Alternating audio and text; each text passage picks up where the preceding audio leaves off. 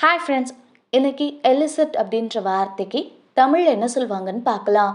எலிசட் எலிசட் இந்த வார்த்தைக்கு தமிழில் என்ன சொல்லுவாங்கன்னா, வெளிக்கொணருதல், பதில் பெறுதல், தூண்டி பெறுதல். அதாவது ஒருத்தர்கிட்ட இருந்து தகவல் இல்லைனா உணர்வுகளை கேள்வி இல்லைனா செயல் மூலம் வெளிப்படுத்த வைக்கிற செயலை குறிக்கிறதா எலிசட் அப்படின்னு சொல்லுவாங்க. என்ன நல்லா புரிஞ்சுக்க நம்ம 2 எக்ஸாம்பிள்ஸ் பார்க்கலாம். First example, the teacher tried to elicit answers from students.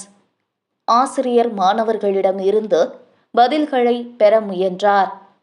Second example, good questions elicit thoughtful responses. நல்ல கேள்விகள் சிந்தனையுடன் பதில்களை உருவாக்கும். இன்னைக்கு நம்ம எலிசிட் அப்படின்ற வார்த்தைக்கு தமிழ்ல என்ன சொல்லுவாங்கன்னு பார்த்தோம். இனி இன்னொரு வீடியோல வேற ஒரு வார்த்தைக்கு தமிழ்ல என்ன சொல்லுவாங்கன்னு பார்க்கலாம். அது வரைக்கும் பை பாய்.